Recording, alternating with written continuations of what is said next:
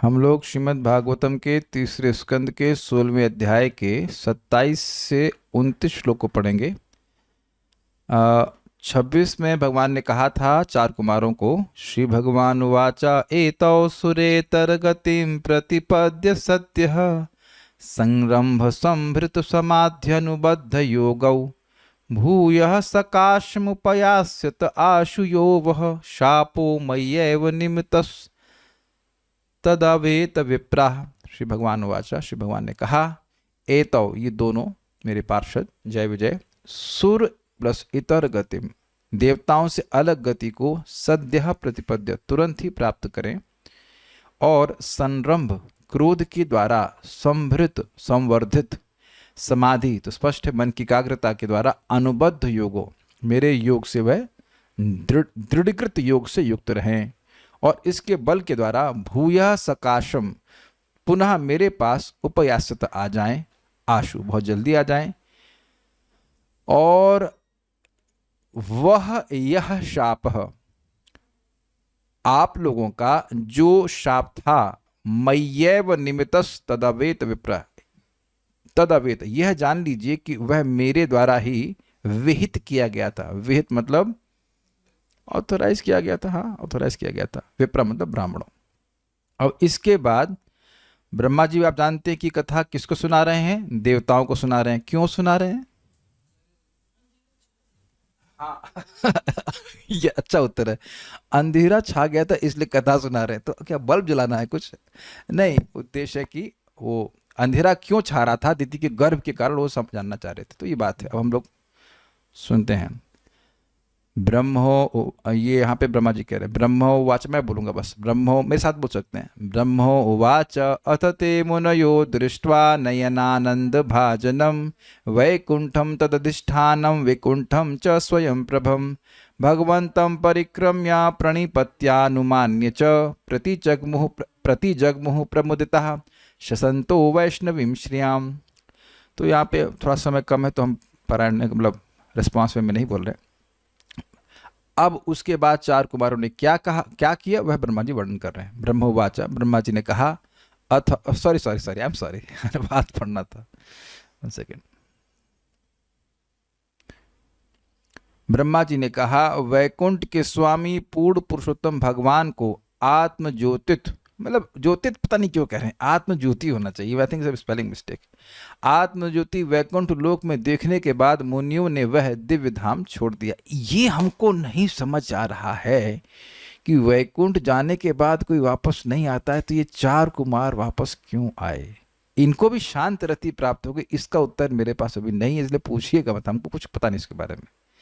This is very surprising why they have come back. क्या अब अगर प्रश्न किया जाए कि भाई द्वारपालों को शाप दे दिए इसलिए वापस आ गए, लेकिन फिर भगवान ने कहा कि शाप तो मेरे ही द्वारा दिया गया था, तो उनकी गलती है हो ऐसा तो नहीं कह सकते। या तो एक बात समझ में आती है कि चार कुमार को आने इसीलिए दिए ताकि शाप दिया जाए। सिट हियर, अगर दिक्कत नहीं हो तो शाप दिलवाने के लिए आने दिए,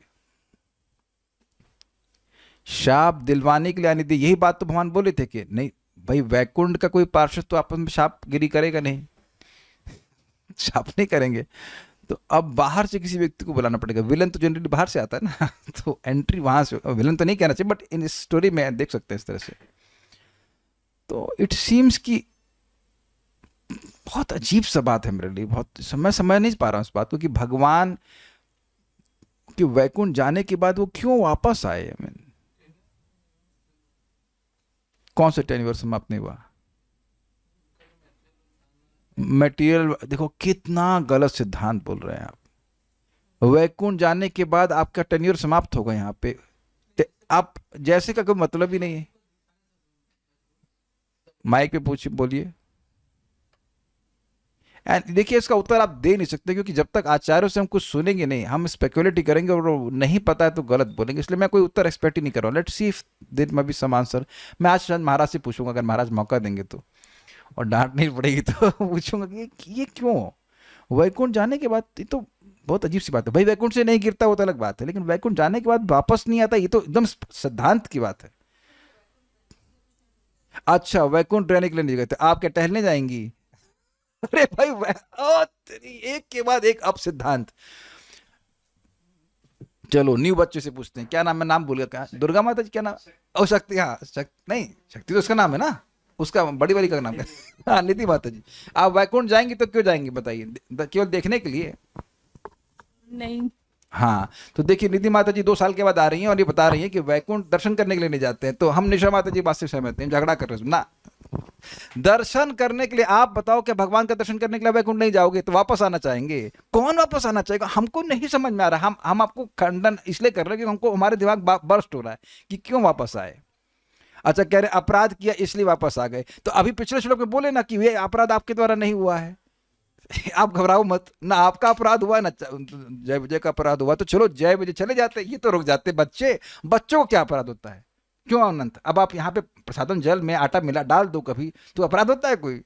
आज कोई नहीं मिला तो आपको पकड़ रहा है। आप समझिए, बच्चों को तो ना कोई अपराध होता है। 5 साल की तो ये तो 8 के हो गए ना, 5 साल के बच्चे को क्या अपराध होता है? कुछ नहीं होता। कहीं बाथरूम करते तो भी कोई अपराध नहीं माना जाता।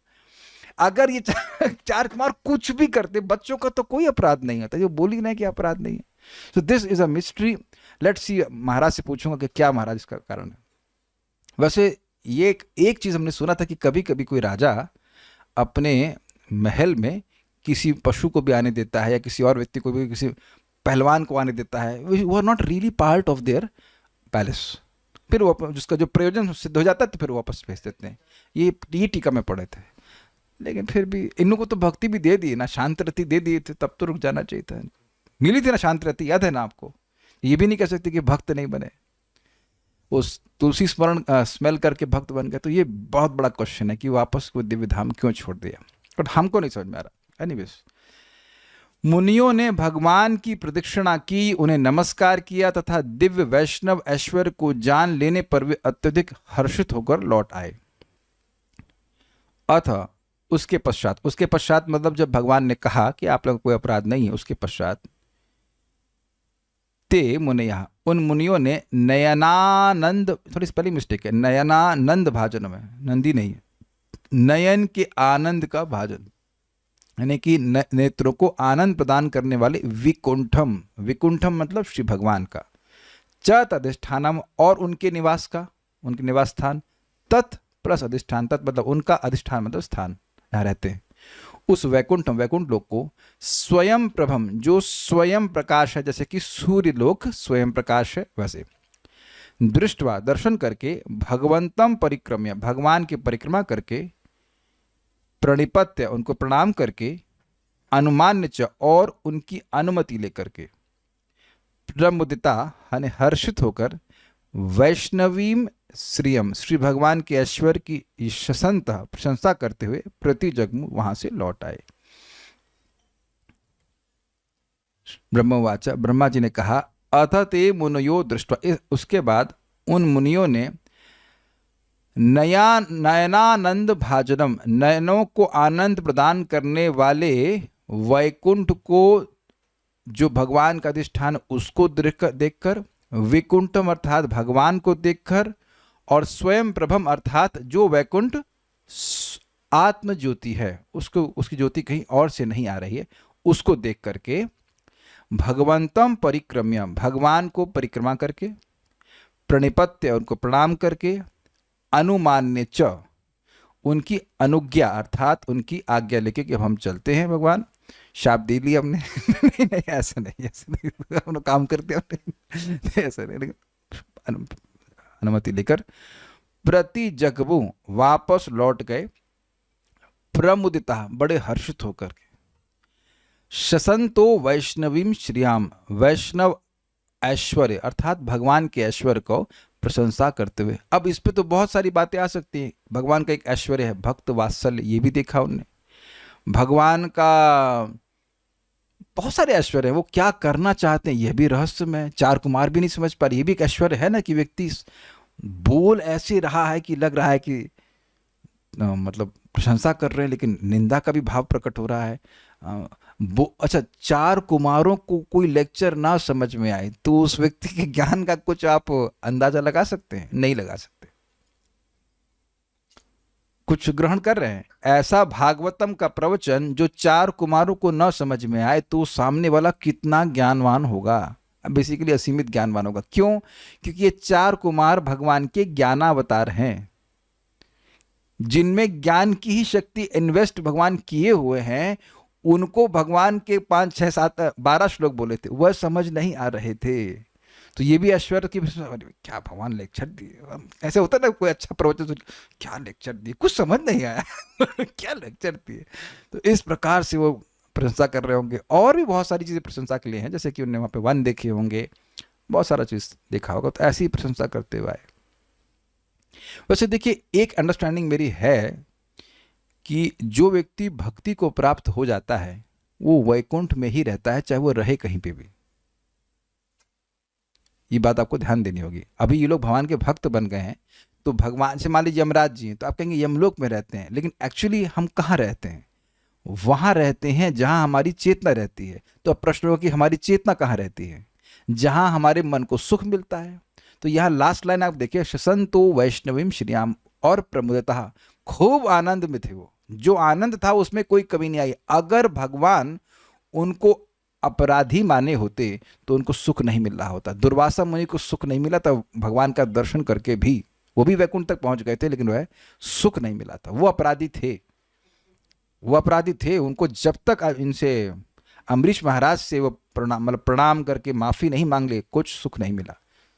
तो ये एक इंटरेस्टिंग पॉइंट है कि प्रमुदता, खूब आनंद में है। जितना आनंद वो अनुभव कर रहे थे वही आनंद में है। अब वो ब्रह्मानंद में नहीं है, अब भजनानंद में है। तो यहाँ पे आकर भी भगवान की भक्ति कर रहे हैं। जैसे कि नारद जी भी तो घूमते रहते हैं मटेरियल वर्ल्ड में, तो क्या वो वैकुंठ में नहीं है? भाई यत्र गायन्ति मद भक्ता तत्र तिष्ठामि नारद। ये अंडरस्टैंडिंग भी हम समझ सकते हैं कि यद्यपि वो वैकुंठ से फिजिकली अगर आप कह लीजिए कि बाहर आ गए, लेकिन भगवान की भक्ति प्राप्त कर ली तो जहाँ पे भी है वहाँ वैकुंठ का निर्माण करा देते हैं, ये हम समझ सकते हैं। बट फिजिकली वापस क्यों आए, ये प्रश्न अभी बना हुआ है। कुछ कह रहे हैं 4 कुमार रहते कहाँ हैं physically? May be I am wrong, but थोड़ा भूल रहा हूँ। ब्रह्मलोक के जस्ट नीचे वाला कौन सा है? अरे श्योर, जनलोक की तपलोक, मैं थोड़ा भूल रहा हूँ। इतना पता है कि ब्रह्मलोक के जस्ट नीचे वाले में रहते हो।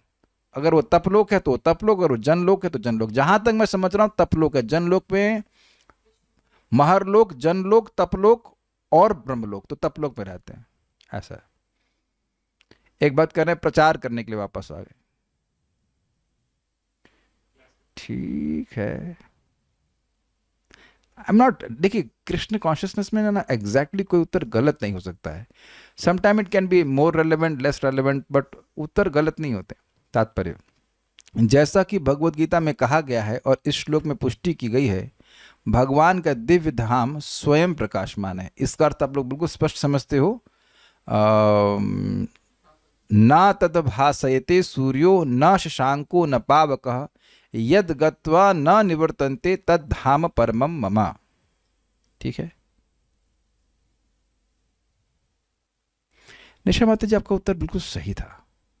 अब मैं विचार कर रहा हूं, निशा माता जी ने कहा कि वह दर्शन करने लिए गए थे, वापस कभी आने के लिए नहीं गए थे। जब कोई व्यक्ति यहां भक्ति कर रहा है तो उसकी अभिलाषा क्या है? हम वैकुंठ चले जाएं और वापस कभी नहीं आए। वैसे very very subtle point which you pointed out कि वह इसलिए नहीं गए थे कि उनको वापस नहीं आना। ये उनके मतलब मूड में नहीं था, कि उनको बस था कि हम दर्शन करना चाहते हैं। ये प्लान में नहीं था कि हम वापस आना नहीं चाहते या नहीं, जो भी। और एक और इंटरेस्टिंग बात है, भौतिक जगत में रहता कौन है? That's a good one, please answer Nisha Mata ji. I am supporting you, but now answer my second question. भौतिक जगत कहाँ रहता है? Now make it more clear. हमारे मन में रहता है। बहुत सुंदर उत्तर है। संसार बाहर नहीं है, संसार अंदर है। और इनके बारे में हमने सुना था, 4 कुमारों के बारे में, कि ये ऐसे घूम रहे थे, कोई स्प्रिया नहीं थी कहीं जाने की, ऐसे घूम रहे थे बस। तो संसार तो इनके हृदय से पहले ही गायब हो गया था। वो इस जगत के दुख को अनुभव नहीं कर रहे थे, तो they were not in material world anyhow. पहले ही वक्त वो उस भौतिक जगत में नहीं थे। ये क्लियर हो रहा है? आप जानते हैं कि प्रवचन में कभी कभी डांट पड़ती, कहाँ हो? तो कहते हैं कहाँ हो का मतलब यहीं पे तो है, लेकिन मन कहीं और रहता है, तो उस टाइम में व्यक्ति प्रवचन में नहीं होता है। Is it? तो उसी तरह से इस जगत में रहते हुए भी व्यक्ति इस जगत का नहीं है। तो ये बात तो उनके संग पहले ही घटित थी, तो यानी भौतिक जगत में तो रह ही नहीं रहे थे, वो मिडिल में कहीं रह रहे थे, ब्रह्म ज्योति में रह रहे थे जहां भी। अब वो वैकुंठ चले गए हैं, तो वैकुंठ से वो भक्ति प्राप्त करके आए, तो वो भक्ति की ही बात करेंगे, भक्ति की बात कर रहे हैं, यहाँ पे स्पष्ट है। हाँ, तो हम वापस पॉइंट पे जाते हैं कि स्वयं प्रकाशमान है, मतलब जैसे सूर्य यहाँ प्रकाशमान है अपने आप, उसी प्रकार से भगवान के धाम प्रकाशमान है। भगवत गीता में कहा गया है कि आध्यात्मिक जगत में सूर्य, चंद्रमा या बिजली की आवश्यकता नहीं पड़ती। यह कथन सूचित करता है कि सारे लोग स्वतः प्रकाशित, आत्मनिर्भर तथा स्वतंत्र हैं। ये सारी बातें समझ में आ गई। देखिए, एक एक बात को अगर आप थोड़ा पकड़ेंगे तो काफी बातें खुलेंगी। पृथ्वी पूरी तरह से स्वतः प्रकाशित नहीं है, क्लियर। आत्मनिर्भर नहीं है। आप जानते हैं कि हल्का सा भी वो टेढ़ी मेढ़ी हो जाए तो अब सूर्य का प्रकाश थोड़ा सा स्लाइट एंगल पे हो जाएगा तो हम लोग खत्म हो जाएंगे। तो पूरी तरह पृथ्वी पे जीवन सूर्य पर निर्भर है, और घूम भी रही है, अगर मान लें जो भी है। और स्वतंत्र तो नहीं है। स्वतंत्र होती तो घूम क्यों रही होती, मतलब एक फिक्स्ड ऑर्बिट में। अगर स्वतंत्र होती तो फिक्स्ड ऑर्बिट में तो नहीं घूम रही होती ना। वहां पर प्रत्येक वस्तु पूर्ण होती है, मतलब कोई अभाव नहीं है। भगवान कृष्ण कहते हैं कि जो एक बार वैकुंठ लोक चला जाता है वह कभी नहीं लौटता। वैकुंठ लोक के निवासी भौतिक जगत में कभी वापस नहीं आते, किंतु जय तथा विजय की घटना भिन्न प्रकार की थी। वे कुछ काल के लिए भौतिक जगत में आए और तब वैकुंठ लोक में लौट गए। और पूरा वीडियो देखिएगा, क्योंकि आज समझाया जाएगा कि वो लोग कभी आए ही नहीं। अब हम ये तो पूछेंगे नहीं कितने लोग पढ़ के आए, वो हम जानते हैं, सब लोग पढ़ लेते हैं पहले से ही। तो इतनी बड़ा डिस्क्लोजर होगा कि शायद ही किसी व्यक्ति को पता होगा। इस्कॉन में भी बहुत ही कम लोग होंगे उनको पता होगा कि जय विजय कभी आए ही नहीं। अब आप लोगों का दिमाग हिल रहा होगा कि ये क्या बोल रहा है, दिस इज इंटरेस्टिंग। वो कभी जगत में नहीं आए, गिरे ही नहीं। अरे मुकुंद सिंह ने रुक जाओ, हमको क्या बता रही है, हमें तो पता ही है, हम तो पढ़ के आए हैं, हमको पता ही, टाइप कर रही है, अरे हमको तो पता ही, हम समझा रहे हैं आप लोग को कि अमेजिंग है कि बहुत इससे पहले आप बवाल सुने इसके फिर देखो जय विजय गिरे, एग्जाम पीले गिरने का नहीं, वो गिरे ही नहीं। तात्पर्य, अब भी हिंदू मंदिरों में भगवान की प्रदक्षिणा करने की सम्माननीय प्रथा है। इसको थोड़ा समझिए कि ये करना क्या, उसका मतलब कितना है। प्रदक्षिण, दक्षिण मतलब राइट, कैन यू कैच। और आप जब भगवान की परिक्रमा करते हैं तो क्लॉकवाइज करते हैं, तो आप भगवान आपके दाईं तरफ रहते हैं। तो किसी की परिक्रमा मतलब प्रदक्षिणा। भाई परिक्रमा शब्द थोड़ा क्लियर नहीं, परिक्रमा तो कैसे भी कर लो, उल्टा कर लो, राइट में कर लो, ऐसे भी कर लो, लेकिन प्रदक्षिणा शब्द है। प्रदक्षिणा मतलब होता है प्रकृष्ट रूप से दक्षिण रखते हुए, अपने दाएं तरफ रखते हुए, ये सम्मान सूचित करता है। तो एक बात आ रही तो हम बोल देते हैं, जैसे जैसे कोई व्यक्ति भगवान विष्णु की परिक्रमा करता है, जो भगवान विष्णु के मंदिर की परिक्रमा करता है, भगवान की परिक्रमा करता है, तो वह इस जगत के जन्म मृत्यु के चक्र से मुक्त हो जाता है। एक महिमा बता रहा हूँ, ऐसे तो बहुत सारी महिमा है। और पॉइंट यहाँ पे आ रहा तो कह रहा हूँ कि 4 बार करनी होती है, ये पता है होना चाहिए। और जिस स्थान पर आए फिर वहीं पर रुकना होता है। ये ध्यान दीजिएगा कि कभी ऐसा नहीं कि आप मान लीजिए परिक्रमा कर रहे हैं, अरे बड़ा जरूरी काम है, और वो नहीं, वो आप उसको पूरा करके जाइए, अनलेस लाइक कोई मर रहा हो, ऐसा कुछ, ऐसा तो कभी नहीं हुआ ना। हाँ ठीक है। तो परिक्रमा करके फिर 4 बार परिक्रमा करके फिर आप अपना जो भी काम करना चाहते हैं करें। उसका अब जानते उसका प्रणाम करके, यहाँ देखा ना, परिक्रमा किया, प्रणाम किया, this is very very important. परिक्रमा कर रहे हैं तो याद होना चाहिए कि हम भगवान की कर रहे हैं, एक। और परिक्रमा करने के बाद यहां देख रहे हैं कि वो प्रणाम किए, तो मंदिर की जैसे परिक्रमा किए तो फिर प्रणाम करना चाहिए। भजन की परिपाटी, ऐसा नहीं परिक्रमा किया चलो ठीक है चल रहा है। और एक और इसमें कठिनाई की, परिक्रमा सोचते हैं लोग जो है कि मॉर्निंग वॉक कर रहे हैं, और उसमें कुछ कभी कभी गलती से या जो भी कह लीजिए प्रमादवश बातें करने लगते हैं, लौकिक बातें, वह भी ठीक नहीं। सबसे अच्छा जब करे, परिक्रमा कर रहा है जब करे, वेरी गुड। परिक्रमा करना है 4 बार, फिर प्रणाम करना है, एंड देन यू, कि भगवान आपने हमको मौका दिया ये परिक्रमा करने के लिए, महान हमको लाभ दिया, इसके लिए धन्यवाद, and then you move on. तीसरा पॉइंट और ये भी है कि जब भगवान सो रहे हो मंदिर में, या भगवान भोजन आदि कर रहे हो, तो उस टाइम परिक्रमा नहीं करना चाहिए। बेसिकली जब मंदिर के पट बंद हो तो आपको परिक्रमा नहीं करनी चाहिए। अब इसमें मुझे एक समझ में नहीं आती हुई बात, वो ये है कि वृंदावन की परिक्रमा तो हम कभी भी करते रहते हैं, क्योंकि एक अंडरस्टैंडिंग ये है कि भाई वृंदावन के दर्शन तो बंद होते नहीं है, आप किसकी परिक्रमा कर रहे हैं? वृंदावन की। मंदिर की तो नहीं कर रहे। अब मंदिर अंदर है तो क्या कर सकते हैं? क्योंकि ये कठिनाई है ना। हम हमारी समझावट ये हम आज तक समझ नहीं पाए। भाई 5,000 मंदिरों की पूजा कर रहे हैं, प्राय प्राय मान लो दोपहर में कर रहे तो सब बंद, अब सुबह सुबह कर रहे तो सब बंद, तो फिर क्या करेंगे आप? या एक बंद एक खुला तो वो भी झमेला। तो इसलिए हम ये मान रहे हैं कि भाई वृंदावन की परिक्रमा कर रहे हैं। अब उसमें भगवान सो रहे हो जग रहे हो वो भगवान देख ले, क्योंकि वहां वृंदावन की परिक्रमा में ये नियम नहीं रखा गया है कि आप इस टाइम कर सकते हो उस टाइम नहीं कर सकते हो। यही मैं इसको समन्वय कर पा रहा हूँ कि वृंदावन में तो 5,000 मंदिर है ना, आप एक बार परिक्रमा करेंगे तो पूरा 5,000 हो जाएगा। तो उसमें कहीं लिखा नहीं है कि आप भगवान का मंदिर बंद हो खुला हो तो आप परिक्रमा कर सकते हैं कि नहीं कर सकते। लेकिन हाँ, एक अमेजिंग बात है कि अगर वृंदावन की परिक्रमा करते हैं तो एक साथ 5,000 परिक्रमाओं का लाभ मिल जाता है। वहां 4 बार नहीं करनी होती है एक बार कर लीजिए। This is interesting, this is very interesting. तो ये सब बातें मैंने बता दिया। इसमें एक लीला याद आ रही है। श्रीमन चैतन्य महाप्रभु और अद्वैत आचार्य जी जगन्नाथ के भगवान के दर्शन करने जाते हैं। तो कुछ समय अद्वैत आचार्य जी दर्शन करते हैं, फिर परिक्रमा करने लगते हैं और महाप्रभु दर्शन करते रहते हैं। तो उसके बाद जब वो बाहर आते हैं तो कहते हैं कि चैतन्य महाप्रभु कहते हैं उनसे, अच्छा ये बताइए कि परिक्रमा का महिमा क्या है? तो अद्वैत आचार्य जी खूब महिमा बता रहे हैं, ये है महिमा और जन्म मृत्यु के चक्र से वो बाहर हो जाता है, ये है वो है। सुने, फिर बोले आज हमने आपको हरा दिया। तो हरा कैसे दिया आपने? कह रहे हैं देखिए जितने समय आपने परिक्रमा करी उतने समय और अधिक समय मैंने भगवान श्री कृष्ण की मुख माधुरी का और आस्वादन किया। ये एक रस की बात है, इसे ऐसा नहीं कि परिक्रमा आप नहीं कर सकते हो, बट हम जस्ट एक पॉइंट याद आ गया मुझे चैतन्य भागवत से। हाँ ठीक है।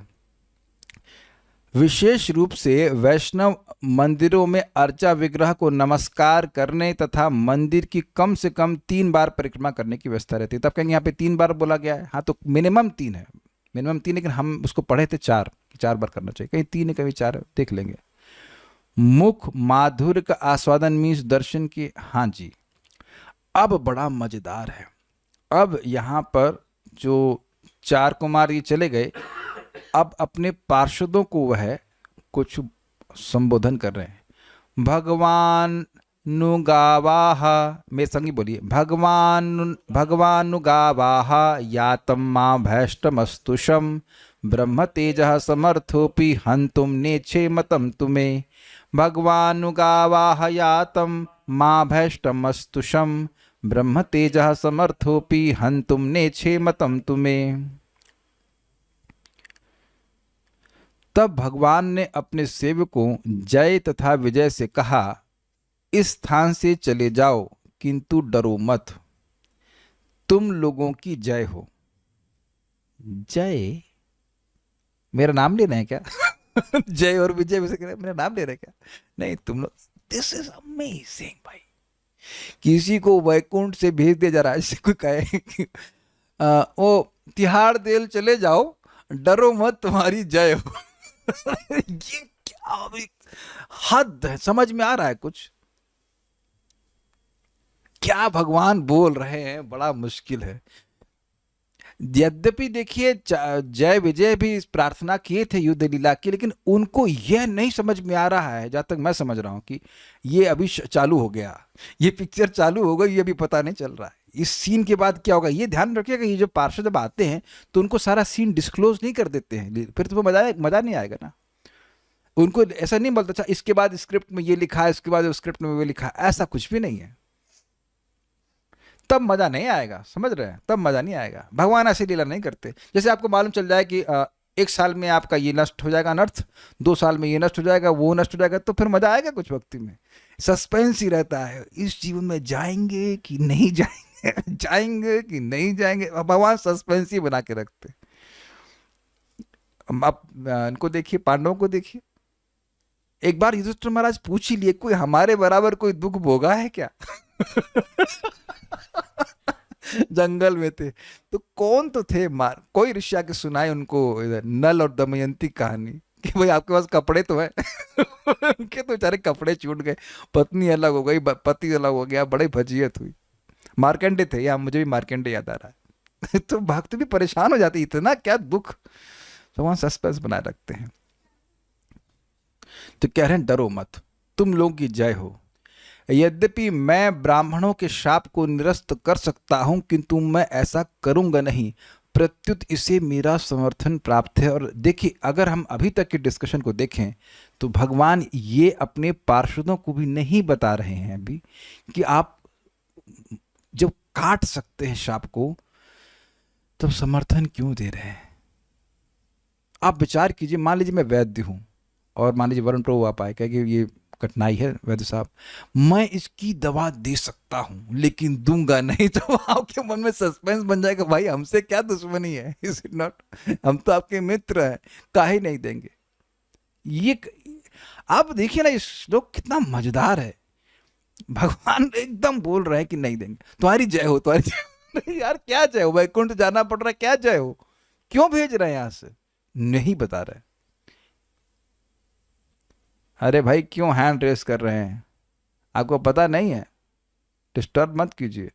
लास्ट टाइम हम हैंड लोअर कर रहे हैं, काहे सब लोग हैंड रेस कर रहे हैं, क्या धरना धरना दिवस है क्या भाई। क्लास का फ्लो मत तोड़िए।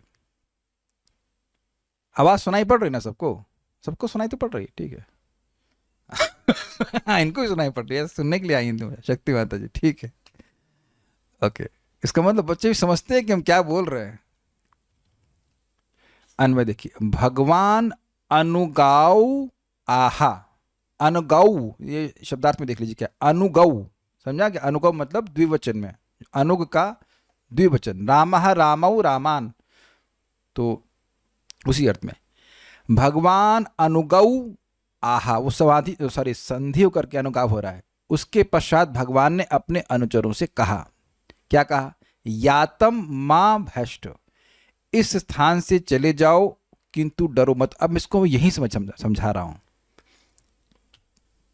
रोको मत जाने दो, रोको मत जाने दो, क्या मतलब है। वरुण प्रभु दीजिए माइक, आप तो पूरा परिवार, नहीं नहीं नहीं, अरे बहुत दिन से बात आई तो गेस्ट को, हाँ सर्विंग करते थे। रोको मत जाने दो अर्थात रुकने को ही कह रहे हैं दोनों बार। रुकने को कह रहे हैं, वेरी गुड, रोको मत जाने दो, अच्छा रोको मत जाने दो मतलब जाने दो।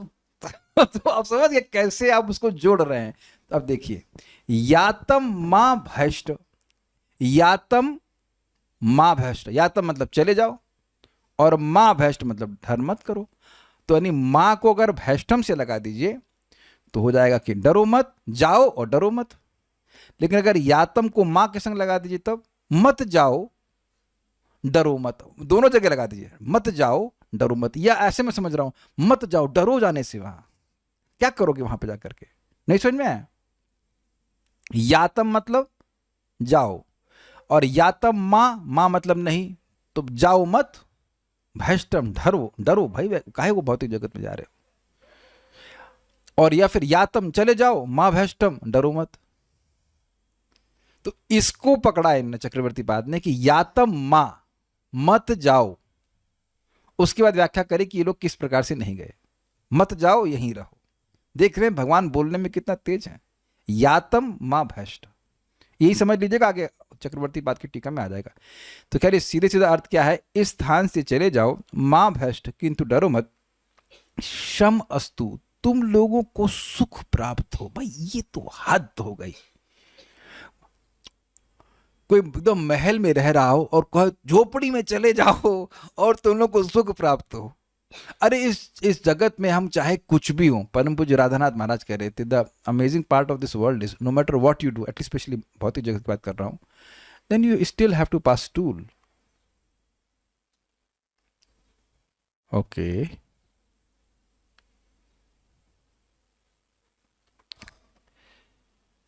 तो उसमें ऐसा कौन सा बहुत महत्वपूर्ण चीज है। ब्रह्मलोक का सुख भी, ब्रह्मलोक को भी देखते हैं ना वो वैकुंठ से लोग, हाय हाय कितने दुख में है लोग, कितने दुख में है, समझ रहे हैं ना बात, इसलिए भिखारी भी देख रहे हैं, अरे कितने दुख में, कितने दुख में। तो किसी व्यक्ति को भौतिक जगत में भेजा जाएगा तो ये बोला जा सकता है कि उसका शम, उसको शम प्राप्त हो, तुम लोग को सुख प्राप्त हो, यह भी मुझे समझ नहीं आ रहा है। और क्या हिरण्यकशिपु बड़े आनंद में था वो, या हिरण्याक्ष आनंद में था।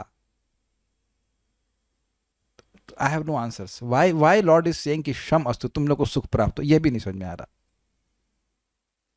ये भी एक क्वेश्चन बन रहा है कि काहे को बोल रहे हैं ऐसे।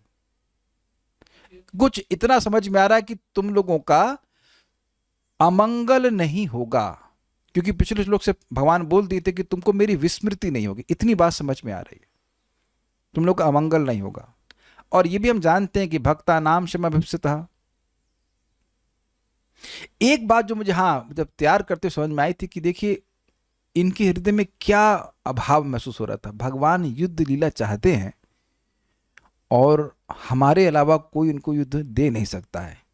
तो अगर हमारी कोई सेवा की स्पृहा हो और वो सेवा का मौका मिले तो सुख होता है कि नहीं। तो इस अर्थ में मैं समझ पा रहा हूं कि सुख क्षमस्तु मतलब तुम्हारी जो इच्छा थी कि मुझे संतुष्ट करो, मतलब भगवान को युद्ध दे करके, तो वह तुमको प्राप्त होगा। 3 जन्म में खूब लड़ेंगे हम लोग खूब जम के लड़ेंगे। तो ये कुछ हम समझ पा रहे हैं ऐसे। I mean that's what I have understood till now.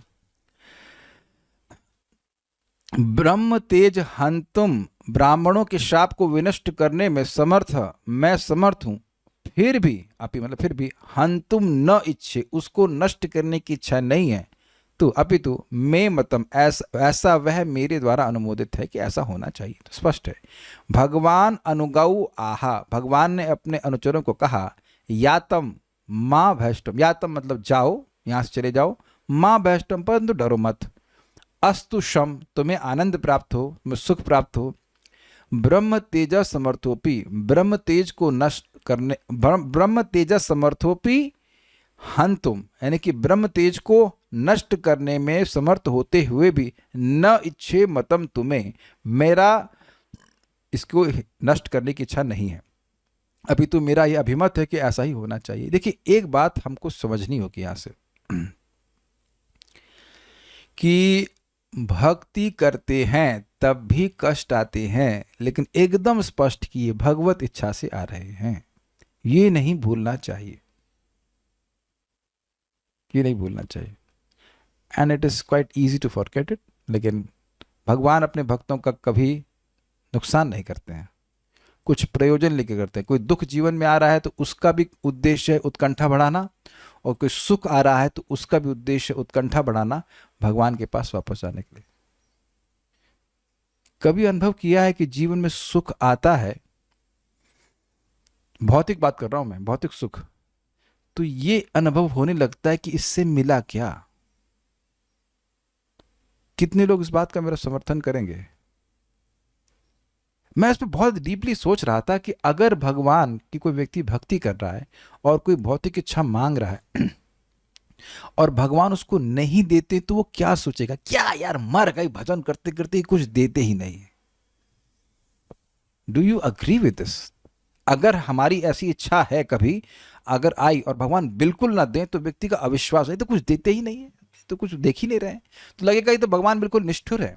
लेकिन भगवान, इसलिए भगवान देते, सत्यम दिशति, वो देते हैं, लेकिन फिर ये दिखा देते कि तुम कैसे सुखी हुए। आप, मैं समझता हूं सभी भक्त ये अनुभव करते होंगे कि यार भक्ति के बिना तो जीवन व्यर्थ जा रहा है। मतलब भक्ति कर रहे हैं और उसमें बहुत बार नहीं भी कर पाते हैं, एकदम स्पष्ट दिखता है कि हम अपना समय व्यर्थ कर रहे हैं।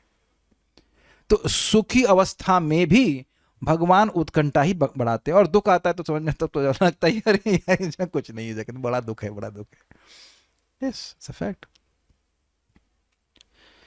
तो ये सब भगवान की व्यवस्था, यानी कि कभी आप शास्त्र में सुनते हैं कि ये महिमा है, और वैसी महिमा अगर आपको नहीं अनुभव हो रही तो उसके पीछे भगवान की इच्छा भी कारण हो सकता है। ये चक्रवर्ती पास समझाते हैं 6.2.9-10 की टीका में कि भाई एक ही नाम से पाप और पाप करने की इच्छा समाप्त हो जाती है, इसमें कोई कठिनाई नहीं है, तब हमारी क्यों नहीं होती है समाप्त। तो ये भी हो सकता है कि पहला का किया कोई अपराध हो उसकी वजह से बन रहा हो, और यह भी हो सकता है कि भगवत इच्छा से भगवान कुछ समय के लिए उस इच्छा को वर्तमान रखें ताकि भक्त के हृदय में नम्रता हो और सामान्य लोग भी कहें देखो देखो भक्ति कर रहा है फिर भी गलती कर रहा है। लेकिन भगवान जानते हैं कि उस भक्त के हृदय को कैसे शुद्ध करना है। बहुत सारे फैक्टर्स आ जाएंगे, भगवान की इच्छा सबसे महत्वपूर्ण है। और यह भी हम समझ लें कि हम भगवान की इच्छा को नहीं समझ सकते। अच्छा, नहीं समझ सकते तो प्रयास तो करना चाहिए ना।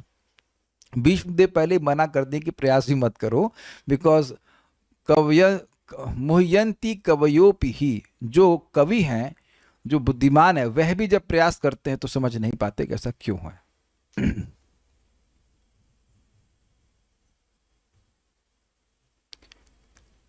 एक भक्त पूछ रहे हैं, यानी डरो मत, वापस तो लौट ही आओगे मेरे पास, इसलिए जय हो, तुम जरूर विजय होगे मेरे पास लौटने में।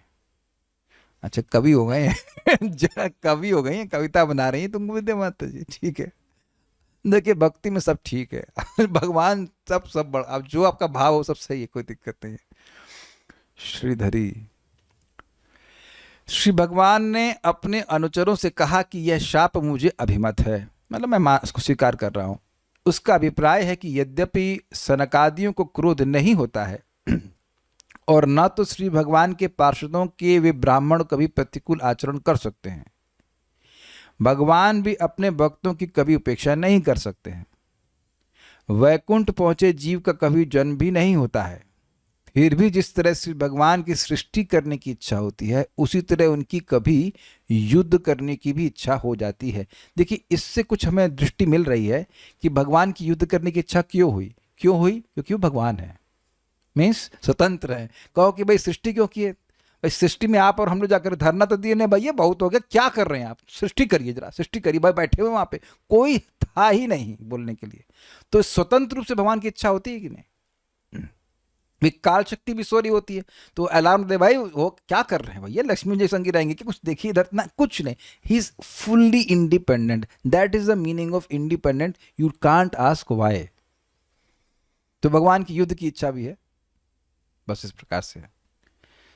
ऐसी स्थिति में दूसरे जीव तो अत्यंत अल्प बल वाले हैं, उनके जो पार्षद हैं उनका श्री भगवान के समान ही बल है। इसको स्वीकार करने में कठिनाई नहीं है, जब भगवान अपने जैसा रूप दे सकते हैं तो अपने जैसा बल देने में क्या कठिनाई है, ये भी स्पष्ट है। किंतु वे भगवान के प्रतिपक्षी नहीं हो सकते हैं, इसलिए उन ब्राह्मणों को उन दोनों के द्वारा रुकवा कर, मतलब जय विजय के द्वारा रुकवाकर तथा ब्राह्मणों में क्रोध को उत्पन्न करके ब्राह्मणों के शाप के व्याज से, व्याज मतलब बहाने से, उन दोनों को अपना प्रतिपक्षी बनाकर मुझे युद्ध के कौतुक को पूरा करना चाहिए। कौतुक मतलब काइंड ऑफ इंक्विजिटिवनेस, कैसा लगता है युद्ध कर रहे हैं, यहाँ तो सब नमो नारायण कर रहे हैं, मजा नहीं आ रहा है युद्ध करने में कैसा लगता है। कौतुक मतलब देखते हैं, आज चाउमीन बना के देखते हैं you want to test it, हाँ कुछ फन, इस प्रकार से करना चाहिए। भगवान का आइडिया था, ऐसा गुड आइडिया, इसलिए भगवान ने ऐसा करा। इसी कारण से 7वां स्कंद बना है भाई पूरा। भगवान का ऐसा कौतुक नहीं होता तो भागवत नहीं आती, भागवत का 7वां स्कंद तो नहीं होता, और अभी भी हम लोग कोई चर्चा नहीं कर पाते। तीसरे में भी काफी सारे चैप्टर गायब हो जाते है ना, हिरण्याक्ष का वध, दिति का प्रसंग, कितनी सारी बातें हैं, तो वो सब भगवान के एक कौतुक से प्रकट हो गए। अतएव सब कुछ समन्वित हो गया, सबको समझ में आ गया कैसे कैसे ये क्यों हो रहा है, इजी ना, ठीक है। इसलिए श्री भगवान ने 4 कुमारों को कहा कि मेरे द्वारा ही प्रेरित होकर आप लोगों ने शाप दिया है।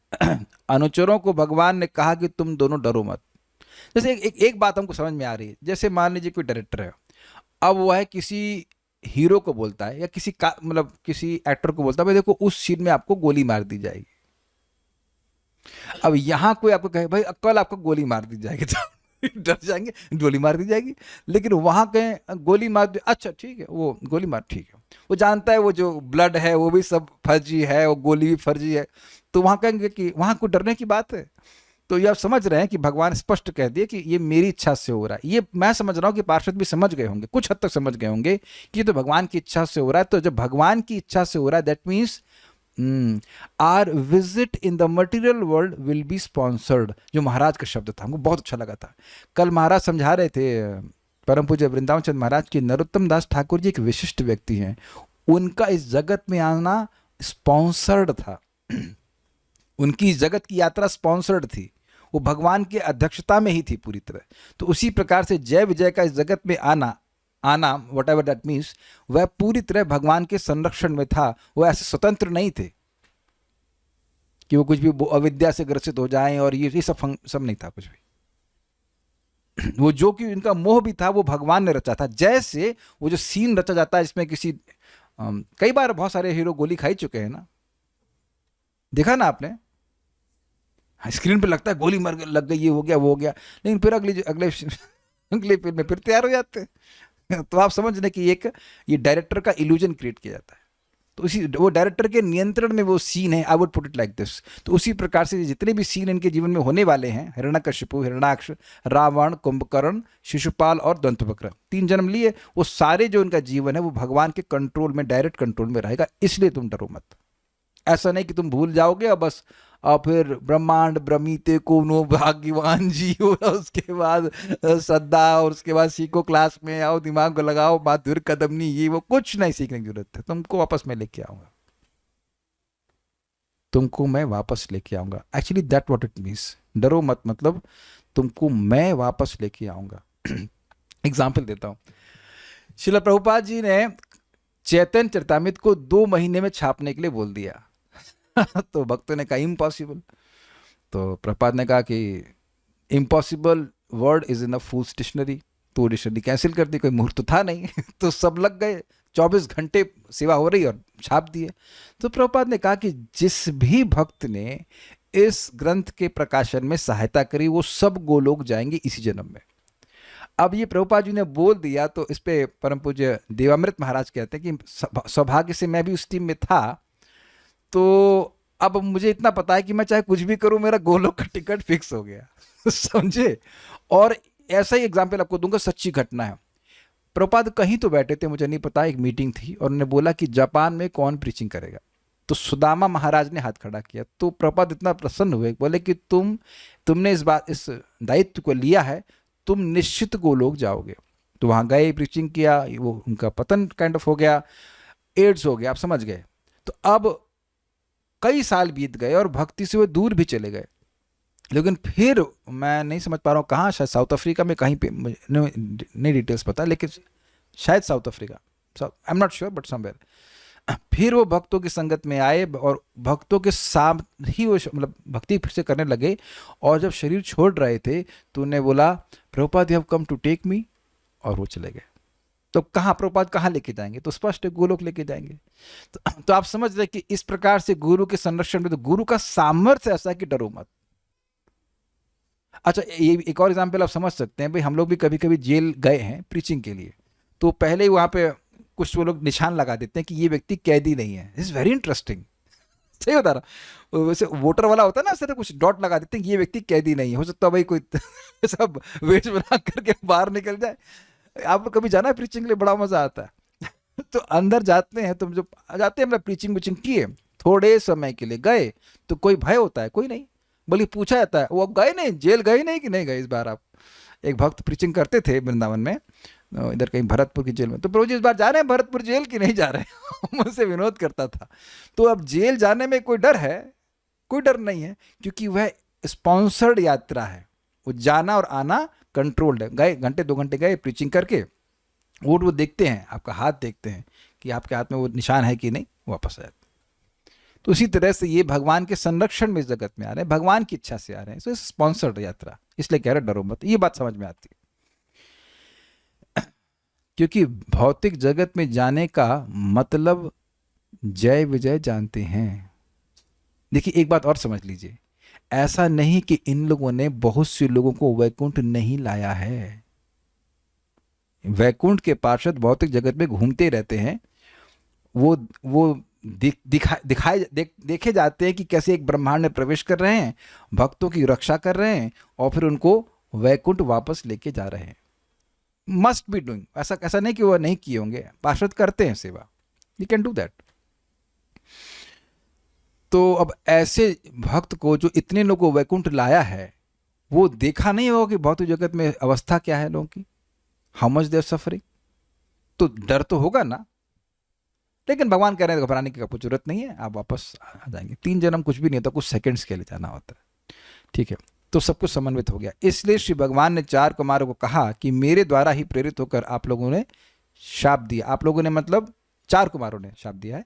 अनुचरों को भगवान ने कहा कि तुम दोनों डरो मत, तुम दोनों का कल्याण हो मैं इस शाप को विनष्ट करना नहीं चाहता हूं, यह ब्राह्मणों का शाप मुझे अभिमत है इत्यादि। एक इंटरेस्टिंग बात है कि क्या जय और विजय वैकुंठ के बहुत सारे पार्षदों के मध्य इस जगत में प्रसिद्ध नहीं हो गए कि वे इतने निस्वार्थ थे कि वे भौतिक जगत में जाकर के भी भगवान की सेवा करना चाहते थे। भगवान के पार्षद तो बहुत सारे हैं, लेकिन कुछ विशेष सेवा करने से विशेष प्रसिद्धि भी तो प्राप्त हुई। तो ये भी एक प्रकार का कल्याण है कि नहीं? देर देर उनका ये जो भाव है कि भगवान को सुखी करके ही हम सुखी हो जाएंगे, ये प्रकाशित हुआ कि नहीं? भगवान इसको भी प्रकाशित किया कि नहीं इस लीला के द्वारा, कि ये किसी भी हद तक जा सकते हैं मुझे सुखी करने के लिए।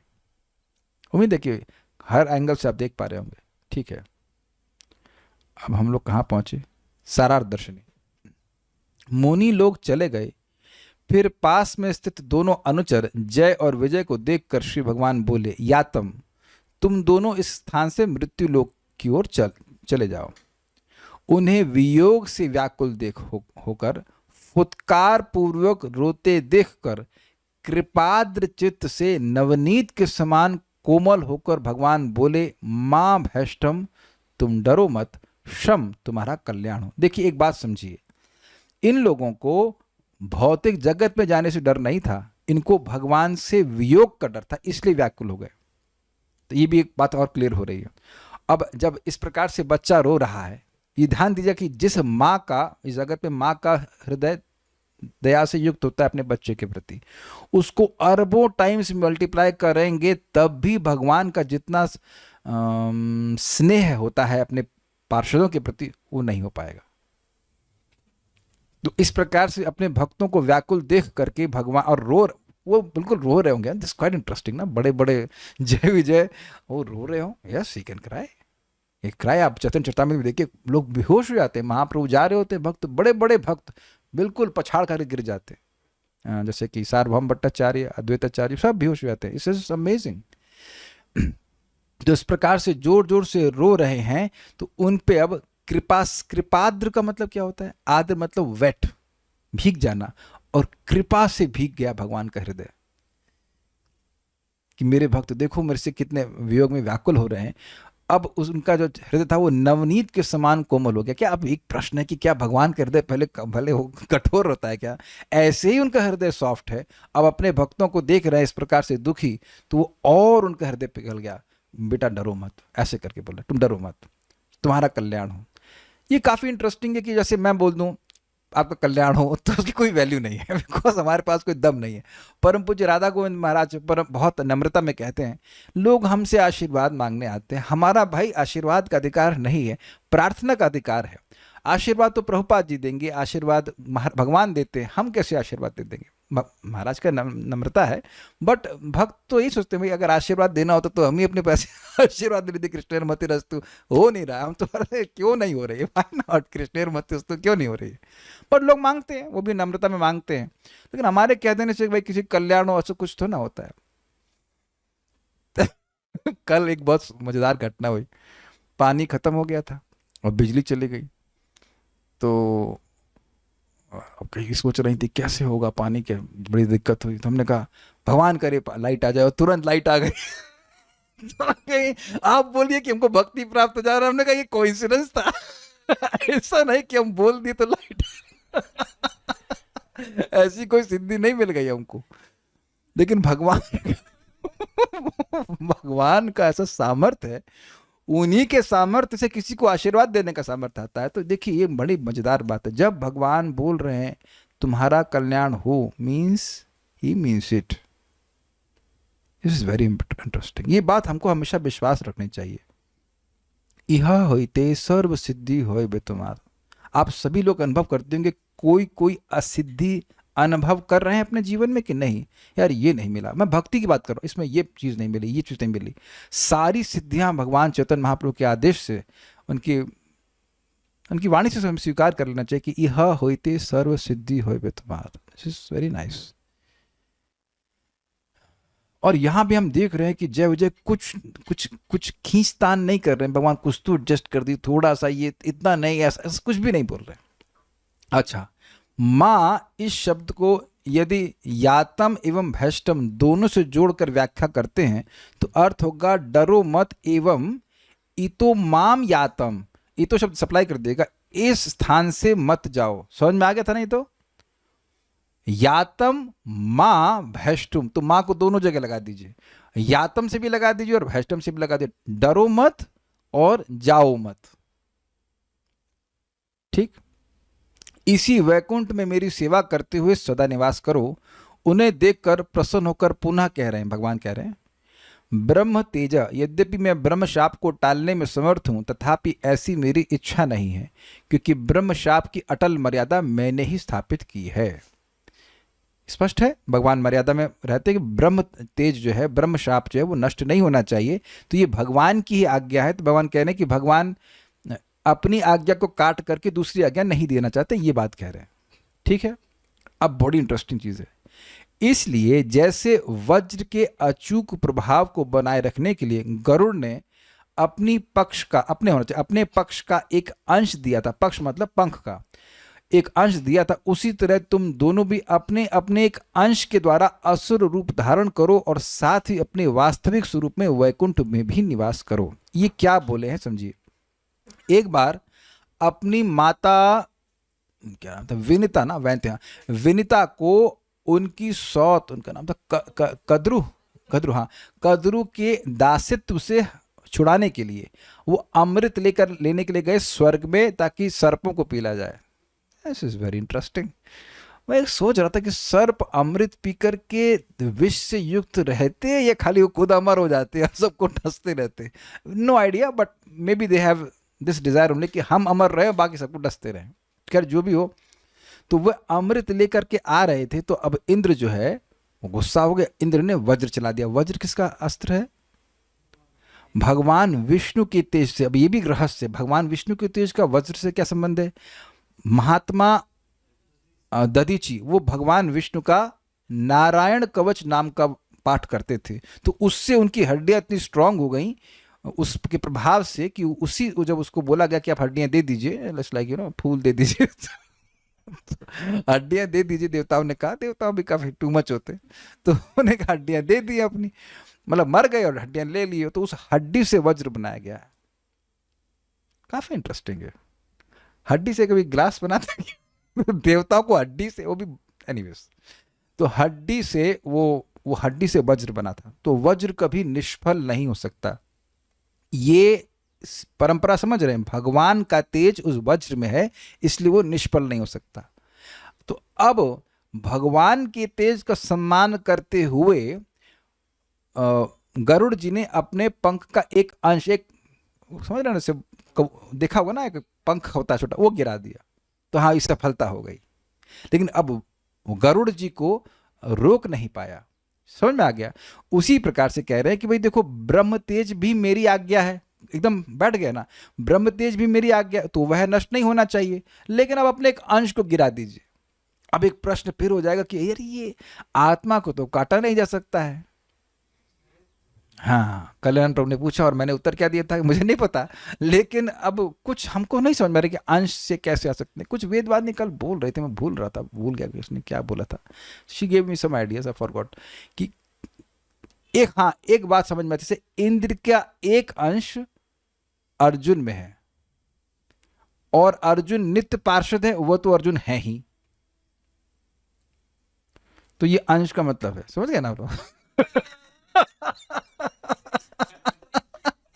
कितना अच्छे से समझाया ना मैंने। अरे भाई नहीं समझ में आ रहा, क्या करें, ये क्या है, कुछ समझ में नहीं आ रहा, इससे कुछ भी समझ में नहीं आ रहा। इतना तो कुछ समझ में आ रहा है कि भाई जैसे उनकी कुछ शक्ति होगी तो वो शक्ति उसमें इन्वेस्टेड होगी, लेकिन जीव को तो काटा नहीं जा सकता। हाँ, गौरव प्रभु सही बोल रहे हैं, गोलोक के पार्षद भौम वृंदावन में भी हैं, they can also expand like Lord. ये बात समझ में आती है, ये बात स्वीकारनीय है कि एक्सपैंड कर सकते हैं। जैसे अब मैं आप लोग के घर में हूं कि नहीं हूं, जूम वाले बाबा, प्रिय शर्मा माता जी, आपके घर में हाउस प्रोग्राम हो रहा है कि नहीं, और आपके घर में 62 लोग हैं कि नहीं? सबके घर में, दिस इज वेरी इंटरेस्टिंग, सभी लोग इस समय सबके घर में हैं कि नहीं है? जूम वालों को समझ ही नहीं आ रहा है। आप लोग तो इधर ऐसे सुन रहे हैं, लेकिन जो लोग भी जूम पे हैं दीक्षा माता जी, आप अवनेंद्र प्रभु के घर में हैं कि नहीं? अभी नहीं है तो दिख कैसे रही हैं?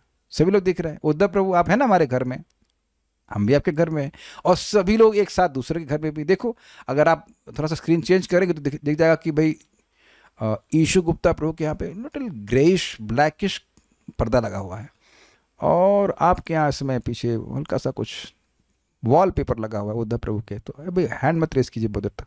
तो आप समझ रहे हैं कि हम लोग यहाँ देख पा रहे हैं कि मैं अपने एक अंश से आपके घर में हूँ, आप लोग एक अंश से अपने मेरे घर में हैं। तो इससे, हाँ, और एक एग्जाम्पल दे रहे हैं, द्वारका में जब भगवान ने द्वारका में शादी करी 16,108, तो आप देखते दिक्कत हो सकती है। मान लीजिए कहीं 2 शादी पड़ रही हूँ, तो आप दुविधा पड़ जाते कि किसके पास जाएं, जिसके पास नहीं जाएंगे वही दुखी हो जाएगा, है ना? तो भगवान की शादी हो रही है, रुक्मणी जी, क्षमा कीजिएगा, 16,108 नहीं, 16,100 शादियां हो रही हैं। नॉट रॉन्ग ना? हाँ सही है, क्योंकि 16,100 राजकुमारियां थी, तो एक साथ शादी हो रही, तो अगर एक एक करके करते तो बड़ी दिक्कत हो जाती। 16,100 दिन के बाद नंबर आता, भैया तेरा का नंबर है। तो भगवान सबसे एक साथ शादी की, तो अब एक दिक्कत है। सोचिए निधि माता जी, अब आपकी शादी में सास ससुर नहीं आते, मतलब इनके माता पिता नहीं आते, या आपके माता पिता नहीं है, तो बड़ा खराब लगता कि नहीं? तो अब एक राजकुमारी से भगवान कृष्ण की शादी हो रही है, तो अब एक जगह देवकी और वसुदेव जी हैं, और दूसरी शादी में अब भाई अब इन्हीं से ही करवा लो कन्यादान, और ये तो कॉम्प्लिकेटेड हो जाएगा ना। चलो भाई, मायके वाले तो सब आ जाएंगे, है ना, सबके अलग अलग राजकुमारियों के हैं, लेकिन ससुराल वाले तो सब कम पड़ जाएंगे ना। एक जगह चलो भाई बलराम जी चले गए, एक जगह आप मतलब, और दूल्हा एक जगह लगा दूल्हा, एक जगह भगवान कृष्ण बैठे, एक जगह उनकी तलवार है। कभी कभी तलवार शादी कर लेते, तो राजकुमारी कितनी दुखी होती ना। एक जगह भगवान का पिया हुआ ग्लास होगा, ग्लास रख दो, मूर्ति रख दो, बड़ा दुखी होती लड़की। क्या ये एक बार शादी होती है, क्या भजी है? तो भगवान ने कहा कोई बात नहीं, तो भगवान ने अपने आप को विस्तारित किया। It's amazing. और यही नहीं, ये तो चलो स्वीकार कर लेंगे, सारे पार्षदों ने मतलब जो है अपने आप को विस्तारित किया। मतलब देवकी, आई डोंट नो कि उन्होंने विस्तारित किया, ये भगवान ने करवा दिया, हो गए, इतनी बात है। देवकी हर शादी में गई, इज वेरी इंटरेस्टिंग। और वसुदेव जी हर शादी में है, और द्वारका का हर व्यक्ति हर शादी में है, और हर एक क्या, अच्छा एक और बात, हर एक क्या शादी हो रही है। This is amazing, this is really amazing.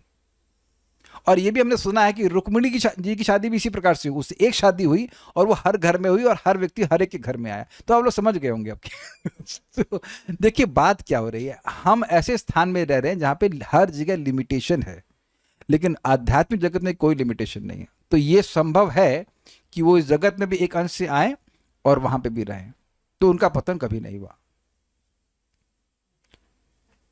कह रहे हैं रुक्मणी के केस वाला नहीं समझे। अच्छा, वो पिछला वाला समझ गए कि आप कौन कहां जा रहा है।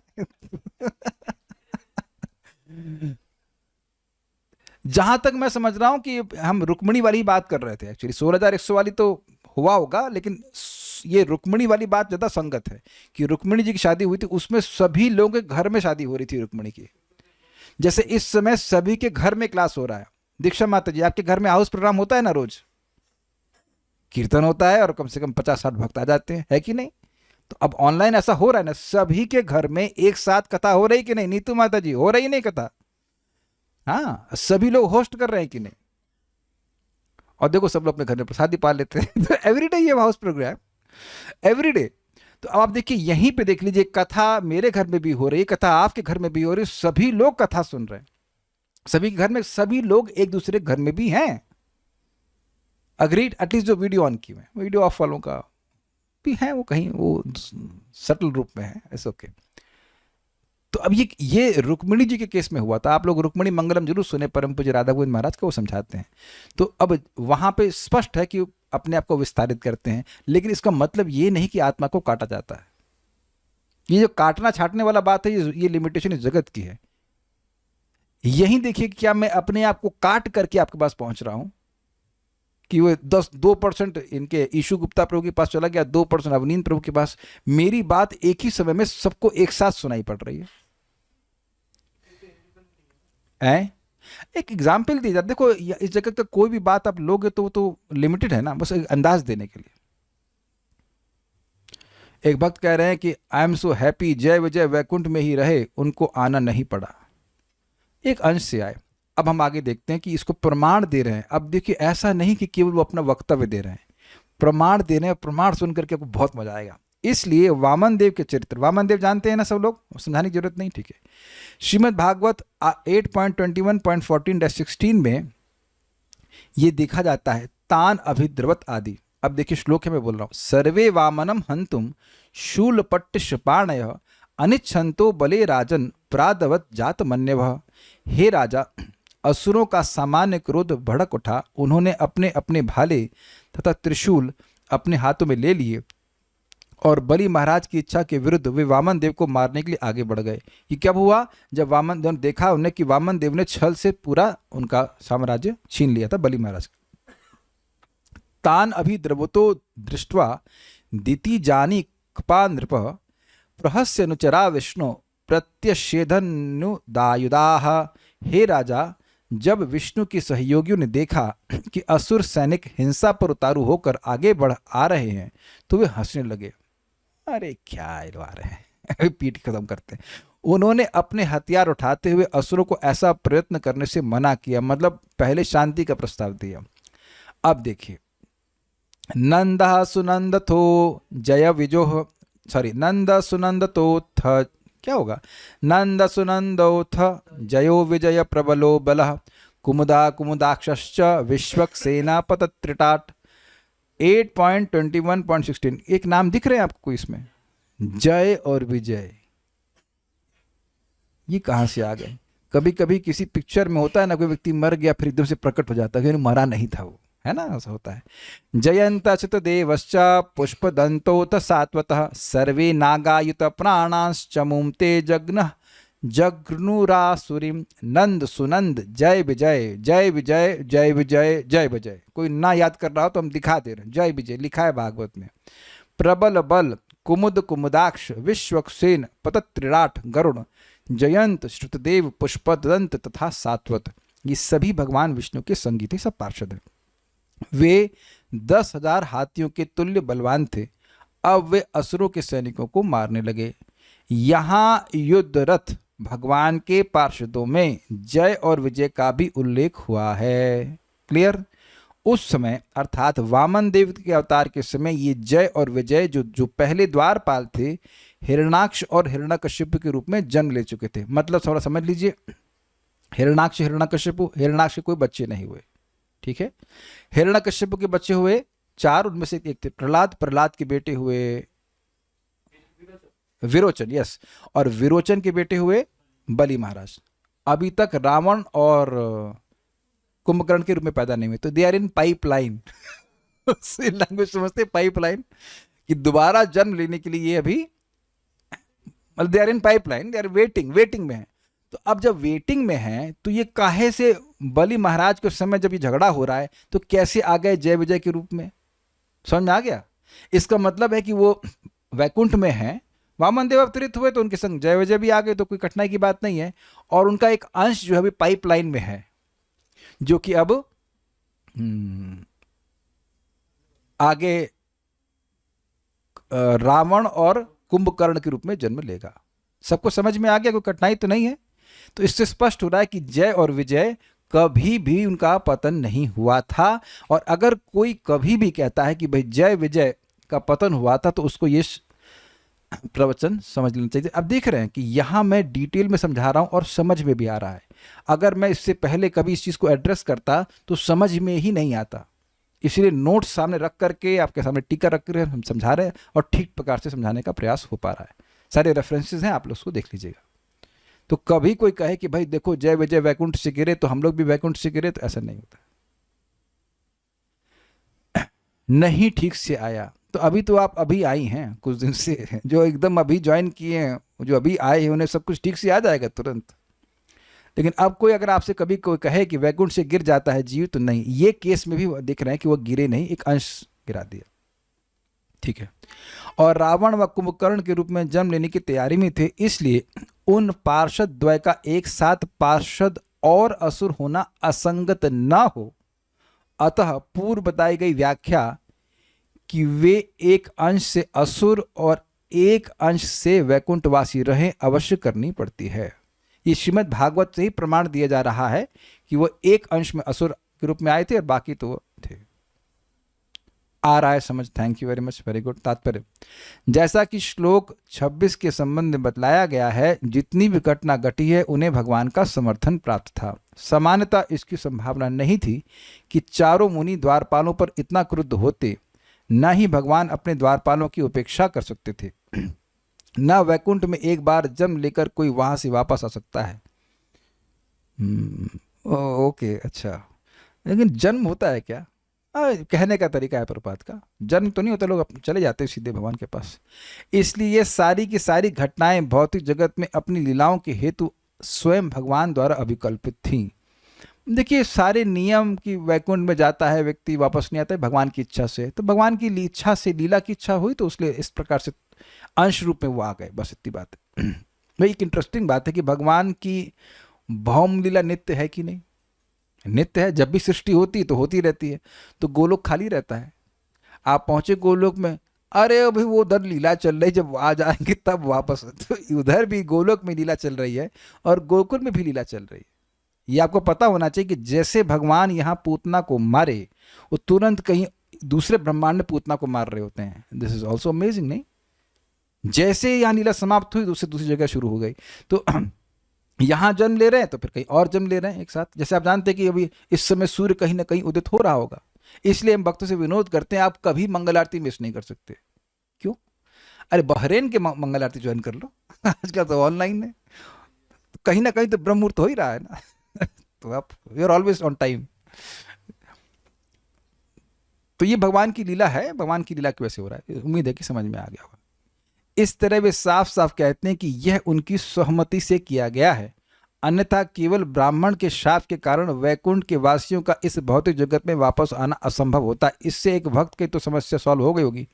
वो बड़े रंज हो रहे थे, ये क्या, कोई भी वैकुंठ जाएगा और जाकर के शाप दे देगा? पहली बात तो कोई भी नहीं गया था। ऐसा नहीं कि चलो भाई राजेश प्रभु चलते हैं आचर, कहाँ वैकुंठ चलते हैं? ऐसा ओपन नहीं है वैकुंठ की।